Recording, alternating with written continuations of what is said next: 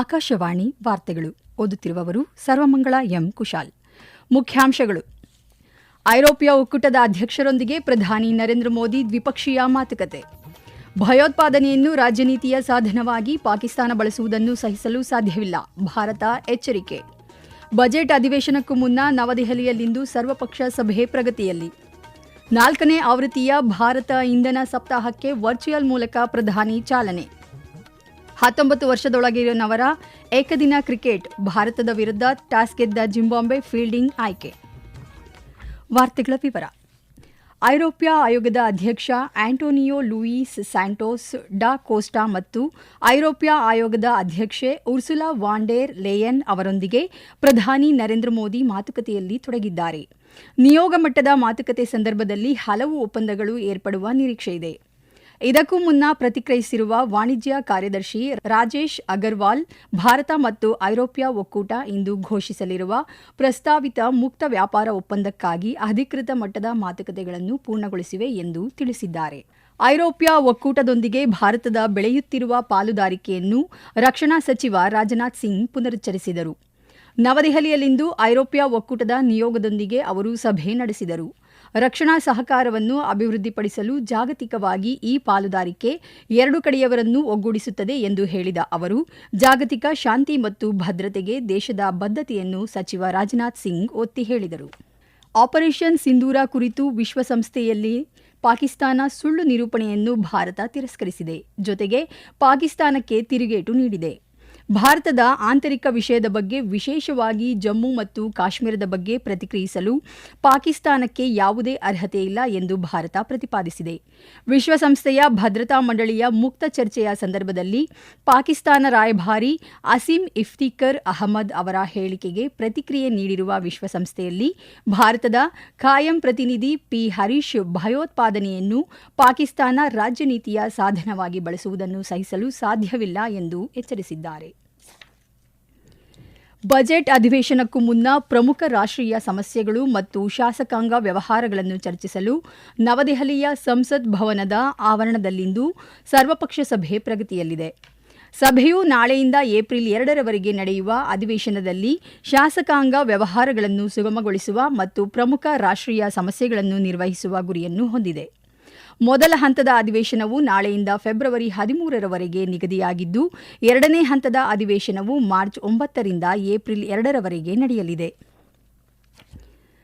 ಸಕ್ರಿಯ ಆಡಳಿತ ಮತ್ತು ಸಕಾಲಿಕ ಅನುಷ್ಠಾನಕ್ಕಾಗಿ ಪ್ರಧಾನಮಂತ್ರಿಯವರ ಪ್ರಮುಖ ವೇದಿಕೆಯಾದ ಪ್ರಗತಿ ತನ್ನ 50ನೇ ಸಭೆಯನ್ನು ಯಶಸ್ವಿಯಾಗಿ ನಡೆಸುವುದರೊಂದಿಗೆ ಮಹತ್ವದ ಮೈಲಿಗಲ್ಲು ಸಾಧಿಸಿದೆ. ಇಂದು ಈ ವಿಶೇಷ ಸರಣಿಯಲ್ಲಿ ಒಡಿಶಾದ ಹರಿದಾಸ್ಪುರ ಪರ್ದೀಪ್ ನೂತನ ರೈಲು ಮಾರ್ಗ ಕುರಿತು ವರದಿ ಇದೀಗ ಮೂಡಿಬರಲಿದೆ. ಒಡಿಶಾದಲ್ಲಿ 82 ಕಿಲೋಮೀಟರ್ ಉದ್ದದ ಹರಿದಾಸ್ಪುರ ಪರದೀಪ್ ನೂತನ ರೈಲು ಮಾರ್ಗವನ್ನು ಪೂರ್ವ ಭಾರತದ ಖನಿಜ ಸಮೃದ್ಧ ಒಳನಾಡು ಮತ್ತು ಪರದೀಪ್ ಬಂದರಿನ ನಡುವಿನ ನೇರ ರೈಲು ಸಂಪರ್ಕ ಸ್ಥಾಪಿಸಲು ಕಲ್ಪಿಸಲಾಗಿತ್ತು. ಈ ಯೋಜನೆಗೆ ರೈಲ್ವೆ ಸಚಿವಾಲಯ 1997ರ ಜನವರಿಯಲ್ಲಿ ಅನುಮೋದನೆ ನೀಡಿತ್ತು. ಆದರೆ ಭೂಸ್ವಾಧೀನ ವಿಳಂಬ, ಹಣಕಾಸಿನ ಸಮಸ್ಯೆ ಸೇರಿದಂತೆ ಪರವಾನಗಿ ವಿಳಂಬದ ಕಾರಣದಿಂದಾಗಿ ಈ ಯೋಜನೆ ನೆನೆಗುದಿಗೆ ಬಿದ್ದಿತ್ತು. ಆದರೆ 2018ರ ಆಗಸ್ಟ್ನಲ್ಲಿ ನಡೆದ ಪ್ರಗತಿ ಸಭೆಯಲ್ಲಿ ಈ ಯೋಜನೆಯ ರಾಷ್ಟ್ರೀಯ ಪ್ರಾಮುಖ್ಯತೆಯನ್ನು ಗುರುತಿಸಿದ ಪ್ರಧಾನಿ ನರೇಂದ್ರ ಮೋದಿ ಅವರು ಬಾಕಿ ಇರುವ ಭೂಸ್ವಾಧೀನ ಮತ್ತು ಶಾಸನಬದ್ಧ ಅನುಮತಿಯನ್ನು ಯುದ್ಧೋಪಾದಿಯಲ್ಲಿ ಕೈಗೊಳ್ಳುವಂತೆ ಸೂಚಿಸಿದರು. ಇದರ ಫಲವಾಗಿ 2024ರ ಮಾರ್ಚ್ನಲ್ಲಿ ಮೊದಲ ಪ್ರಯಾಣಿಕ ರೈಲಿಗೆ ಚಾಲನೆ ದೊರೆಯಿತು. ಈ ವಾರ್ತೆಗಳನ್ನು ಆಕಾಶವಾಣಿಯಿಂದ ಕೇಳುತ್ತಿದ್ದೀರಿ.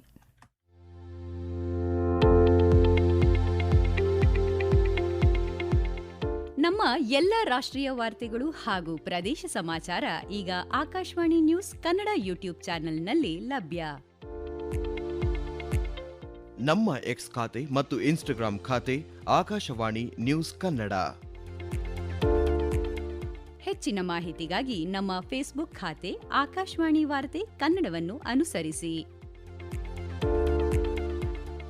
ಮಾಹಿತಿಗಳ ಹೂರಣ, ವಾರದ ಕಾರ್ಯಕ್ರಮ, ಪ್ರಚಲಿತ ವಿದ್ಯಮಾನ ಪ್ರತಿ ಬುಧವಾರ ರಾತ್ರಿ 9:15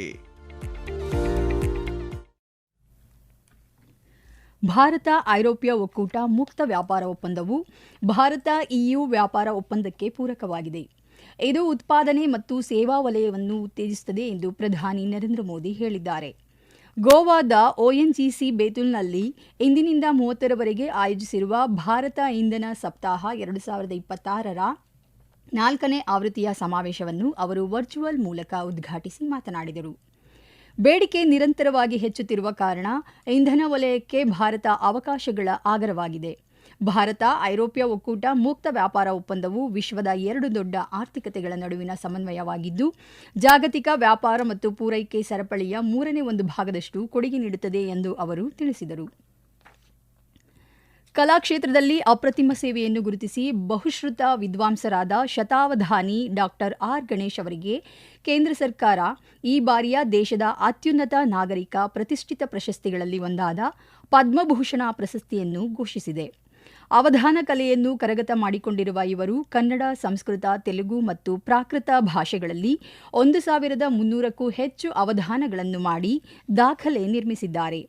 ನಶಿಸಿ ಹೋಗುತ್ತಿದ್ದ ಅಷ್ಟಾವಧಾನ ಕಲೆಯನ್ನು ಮತ್ತೆ ಪುನರುಜ್ಜೀವನಕ್ಕೆ ತಂದು ಶತಾವಧಾನ ಕಲೆಯನ್ನು ಸಿದ್ಧಿಸಿಕೊಂಡಿರುವ ಅವರು ಕಾವ್ಯಮೀಮಾಂಸೆ, ಛಂದಶಾಸ್ತ್ರ, ವೇದಾಂತ, ಉಪನಿಷತ್, ಧರ್ಮಶಾಸ್ತ್ರ, ಇತಿಹಾಸ, ಸಂಸ್ಕೃತಿ, ಕಲೆ, ಭಾರತೀಯ ತತ್ವಶಾಸ್ತ್ರ, ವ್ಯಾಕರಣ, ಅಲಂಕಾರಶಾಸ್ತ್ರ ಹೀಗೆ 10 ಹಲವು ವಿವಿಧ ಕ್ಷೇತ್ರಗಳಲ್ಲಿ ಅಪಾರ ಪಾಂಡಿತ್ಯ ಪಡೆದಿರುವುದಲ್ಲದೆ ಸಂಗೀತ, ನೃತ್ಯ, ಚಿತ್ರಕಲೆ ಮುಂತಾದವುಗಳಲ್ಲಿಯೂ ಸಹ ಪ್ರಾವೀಣ್ಯತೆ ಪಡೆದಿದ್ದಾರೆ. ಭರತನಾಟ್ಯಕ್ಕಾಗಿಯೇ ಅನೇಕ ತಿಲ್ಲಾನಗಳನ್ನು ರಚಿಸಿದ್ದಾರೆ. ಸಾರಸ್ವತ ಲೋಕದಲ್ಲಿನ ಸಾಧನೆಗಳನ್ನು ಪರಿಗಣಿಸಿ ಕೊಡಮಾಡಿರುವ ಪದ್ಮಭೂಷಣ ಪ್ರಶಸ್ತಿಗೆ ಭಾಜನರಾಗಿರುವ ಡಾಕ್ಟರ್ ಶತಾವಧಾನಿ ಆರ್ ಗಣೇಶ್ ಅವರು ಆಕಾಶವಾಣಿಯೊಂದಿಗೆ ತಮ್ಮ ಸಂತಸ ಹಂಚಿಕೊಂಡಿದ್ದಾರೆ. ಸಮಸ್ತ ಕನ್ನಡ ಜನತೆಗೆ ಮತ್ತೆ ತನ್ಮೂಲಕ ಇಡೀ ಭಾರತೀಯರಿಗೆ ಸನಾತನ ಧರ್ಮ, ಸಂಸ್ಕೃತ, ನಮ್ಮ ಪರಂಪರೆ, ಸಂಸ್ಕೃತಿ ಈ ರೀತಿಯ ಎಲ್ಲ ವಿಷಯಗಳಲ್ಲಿ ಸಾಹಿತ್ಯ, ಲಲಿತ ಕಲೆ ಇತ್ಯಾದಿಗಳಲ್ಲಿ ಆಸಕ್ತರಾದ ಸಹೃದಯರಿಗೆ ಮತ್ತೆ ಒಳ್ಳೆಯ ಜೀವನ ನಡೆಸಬೇಕು ಅಂತಿರುವಂತಹ ಎಲ್ಲ ದೇಶಭಕ್ತರಿಗೆ ನಾನು ನಮಸ್ಕಾರಗಳನ್ನು ಸಲ್ಲಿಸ್ತಾ ಈ ಒಂದು ಪ್ರಶಸ್ತಿ ಕನ್ನಡ ಪರಂಪರೆ ನಮ್ಮ ಇಡೀ ಭಾರತೀಯ ಸಂಸ್ಕೃತಿಗೆ ತನ್ನ ಯೋಗದಾನವಾಗಿ ಕೊಟ್ಟಂತ ಒಂದು ಅಮೋಘ ಕಲೆ, ಅವಧಾನ ಕಲೆ. ಸಂಸ್ಕೃತವೂ ಸೇರಿದಂತೆ ಅನೇಕ ಭಾಷೆಗಳಲ್ಲಿದೆ. ಸಂಸ್ಕೃತವೇ ಇದಕ್ಕೆ ಮೂಲ. ಆದರೂ ಮೊದಲ ಬಾರಿಗೆ ಕನ್ನಡದಲ್ಲಿ ವಿವರವಾಗಿ ದಾಖಲೆಗೊಂಡ ಅವಧಾನ ಕಲೆಯ ಲಕ್ಷಣ ಇರುವುದು ಕನ್ನಡ ಭಾಷೆಯಲ್ಲಿ. ಕನ್ನಡಕ್ಕೆ, ಕನ್ನಡ ಸಂಸ್ಕೃತಿಗೆ, ತನ್ಮೂಲಕ ಭಾರತೀಯತೆಗೆ ನಾವು ಹೇಗೆ ಬದ್ಧರಾಗಿದ್ದೀವಿ ಅನ್ನೋದನ್ನ ತೋರ್ಪಡಿಸೋದಕ್ಕೆ ಈ ಪ್ರಶಸ್ತಿಯನ್ನು ಅರ್ಪಣೆ ಮಾಡ್ತಾ ಇದ್ದೀನಿ. ಏರೋಸ್ಪೇಸ್ ತಂತ್ರಜ್ಞಾನ ಸಂಶೋಧನೆ ಮತ್ತು ಅಭಿವೃದ್ಧಿ ಮಹತ್ವದ ಕೊಡುಗೆ ನೀಡಿರುವ ಡಾಕ್ಟರ್ ಶುಭಾ ವೆಂಕಟೇಶ್ ಅಯ್ಯಂಗಾರ್ ಅವರಿಗೆ ಪ್ರಸಕ್ತ ಸಾಲಿನ ಪದ್ಮಶ್ರೀ ಗೌರವ ಸಂದಿದೆ. ಶುಭಾ ಅವರು ನ್ಯಾಷನಲ್ ಕಾಲೇಜಿನಲ್ಲಿ BSc ಆನರ್ಸ್ ಹಾಗೂ ಸೆಂಟ್ರಲ್ ಕಾಲೇಜಿನಲ್ಲಿ MSc ಸ್ನಾತಕೋತ್ತರ ಪದವಿ ಪಡೆದಿದ್ದಾರೆ. 1974ರಲ್ಲಿ NAL ಸೇರಿದ ಅವರು CSIR ಫೆಲೋಶಿಪ್ ಪಡೆದು ಮೈಸೂರು ವಿಶ್ವವಿದ್ಯಾಲಯದಿಂದ PhD ಗಳಿಸಿದರು. 1982ರಲ್ಲಿ ವಿಜ್ಞಾನಿಯಾಗಿ ವೃತ್ತಿಜೀವನ ಆರಂಭಿಸಿ ಮೆಟೀರಿಯಲ್ ಸೈನ್ಸ್ ಕ್ಷೇತ್ರದಲ್ಲಿ ತಮ್ಮನ್ನು ತೊಡಗಿಸಿಕೊಂಡರು. ಪೈಲಟ್ಗಳು ವಿಮಾನ ಓಡಿಸುವ ಹಾಗೂ ನಿಗದಿತ ನಿಲ್ದಾಣಗಳಲ್ಲಿ ಇಳಿಸಲು ಸೂಕ್ತ ಮಾರ್ಗದರ್ಶನ ನೀಡುವ ದೃಷ್ಟಿ ತಂತ್ರಜ್ಞಾನವನ್ನು ಶುಭಾ ಅಭಿವೃದ್ಧಿಪಡಿಸಿದ್ದಾರೆ. ಈಗ ವಾಯುಪಡೆಯಲ್ಲೂ ಇದೇ ತಂತ್ರಜ್ಞಾನ ಬಳಕೆಯಾಗುತ್ತಿದೆ. ಹೈದರಾಬಾದಿನ DRDL ರೂಪಿಸಿದ ಅಗ್ನಿ ಮಿಸೈಲ್ ಯೋಜನೆಯಲ್ಲೂ ಹಾಗೂ ಏರೋಸ್ಪೇಸ್ಗೆ ಸಂಬಂಧಿಸಿದ ಹಲವು ಸಂಶೋಧನೆಗಳಲ್ಲೂ ಡಾಕ್ಟರ್ ಶುಭಾ ವೆಂಕಟೇಶ್ ಅಯ್ಯಂಗಾರ್ ಅವರು ಪ್ರಮುಖ ಪಾತ್ರ ವಹಿಸಿದ್ದಾರೆ. ಪದ್ಮಶ್ರೀ ಪ್ರಶಸ್ತಿ ಲಭಿಸಿದ ಕುರಿತು ಡಾಕ್ಟರ್ ಶುಭಾ ವೆಂಕಟೇಶ್ ಅಯ್ಯಂಗಾರ್ ಅವರು ಆಕಾಶವಾಣಿಯೊಂದಿಗೆ ತಮ್ಮ ಸಂತಸ ಹಂಚಿಕೊಂಡಿದ್ದಾರೆ. ತುಂಬಾ ಖುಷಿ ಆಯ್ತು. ಯಾಕೆಂದ್ರೆ ದೇಶಕ್ಕಾಗಿ ನಾವು ಮಾಡಿರೋ ಸೇವೆನ ಸರ್ಕಾರದವರು ಅಭಿನಂದಿಸಿ ಕೊಡ್ತಾ ಇರೋದ್ರಿಂದ ತುಂಬಾ ಸಂತೋಷ ಆಯ್ತು. ನಾವು ದೃಷ್ಟಿಯಿಂದ ಒಂದು ಸಾಧನೆ ಮಾಡಿದ್ವಿ. ಎಲ್ಲಾ ಏರ್ಪೋರ್ಟ್ ಅಲ್ಲೂ ಕೆಲಸ ಮಾಡ್ತಾ ಇದೆ. ಆಮೇಲೆ ಇಂಡಿಯನ್ ಏರ್ಫೋರ್ಸ್ ಏರ್ಪೋರ್ಟ್ಸ್ ಅಲ್ಲೂ 120 ಸಿಸ್ಟಮ್ ಕೆಲಸ ಮಾಡ್ತಾ ಇದೆ. 2011ರಿಂದ ವರ್ಕ್ ಆಗ್ತಾ ಇದೆ. ಕಂಪ್ಲೀಟ್ಲಿ ಇಂಡಿಜಿನಸ್ ಪ್ರಾಡಕ್ಟ್ ಇದು. ನಾನು ನ್ಯಾಷನಲ್ ಏರೋಸ್ಪೇಸ್ ಲ್ಯಾಬೋರೇಟರಿ ಕೆಲಸ ಮಾಡಿದ್ದು. ನಾವು ಮಾಡಿರೋ ಸಿಸ್ಟಮ್ 1/5 ಭಾಗ ಮಾತ್ರ ಇಂಪೋರ್ಟೆಡ್ ಸಿಸ್ಟಮ್ ಕಂಪೇರ್ ಮಾಡಿದ್ರೆ. ಇದರಿಂದ ಜಿಂಬಾಬ್ವೆಯ ಬುಲವಾಯೋದ ಕ್ವೀನ್ಸ್ ಸ್ಪೋರ್ಟ್ಸ್ ಕ್ಲಬ್ನಲ್ಲಿ ಇಂದು ನಡೆಯುತ್ತಿರುವ 19 ವರ್ಷದೊಳಗಿನವರ ಪುರುಷರ ಕ್ರಿಕೆಟ್ ವಿಶ್ವಕಪ್ನ ಸೂಪರ್ 6 ಹಂತದ 6ನೇ ಪಂದ್ಯದಲ್ಲಿ ಭಾರತ ಮತ್ತು ಜಿಂಬಾಬ್ವೆ ತಂಡ ಮುಖಾಮುಖಿಯಾಗಿವೆ. ಟಾಸ್ ಗೆದ್ದ ಜಿಂಬಾಬ್ವೆ ತಂಡ ಫೀಲ್ಡಿಂಗ್ ಆಯ್ಕೆ ಮಾಡಿಕೊಂಡಿದೆ. ಕೊನೆಯಲ್ಲಿ ಮತ್ತೊಮ್ಮೆ ಮುಖ್ಯಾಂಶಗಳು. ಐರೋಪ್ಯ ಒಕ್ಕೂಟದ ಅಧ್ಯಕ್ಷರೊಂದಿಗೆ ಪ್ರಧಾನಿ ನರೇಂದ್ರ ಮೋದಿ ದ್ವಿಪಕ್ಷೀಯ ಮಾತುಕತೆ. ಭಯೋತ್ಪಾದನೆಯನ್ನು ರಾಜ್ಯ ನೀತಿಯ ಸಾಧನವಾಗಿ ಪಾಕಿಸ್ತಾನ ಬಳಸುವುದನ್ನು ಸಹಿಸಲು ಸಾಧ್ಯವಿಲ್ಲ, ಭಾರತ ಎಚ್ಚರಿಕೆ. ಬಜೆಟ್ ಅಧಿವೇಶನಕ್ಕೂ ಮುನ್ನ ನವದೆಹಲಿಯಲ್ಲಿಂದು ಸರ್ವಪಕ್ಷ ಸಭೆ ಪ್ರಗತಿಯಲ್ಲಿ. 4ನೇ ಆವೃತ್ತಿಯ ಭಾರತ ಇಂಧನ ಸಪ್ತಾಹಕ್ಕೆ ವರ್ಚುವಲ್ ಮೂಲಕ ಪ್ರಧಾನಿ ಚಾಲನೆ. 19 ವರ್ಷದೊಳಗಿನವರ ಏಕದಿನ ಕ್ರಿಕೆಟ್ ಭಾರತದ ವಿರುದ್ಧ ಟಾಸ್ ಗೆದ್ದ ಜಿಂಬಾಬ್ವೆ ಫೀಲ್ಡಿಂಗ್ ಆಯ್ಕೆ. ಇಲ್ಲಿಗೆ ವಾರ್ತಾ ಪ್ರಸಾರ ಮುಕ್ತಾಯವಾಯಿತು. ನಮ್ಮ ಮುಂದಿನ ವಾರ್ತಾ ಪ್ರಸಾರ ಮಧ್ಯಾಹ್ನ 2:30 ನಿಮಿಷಕ್ಕೆ.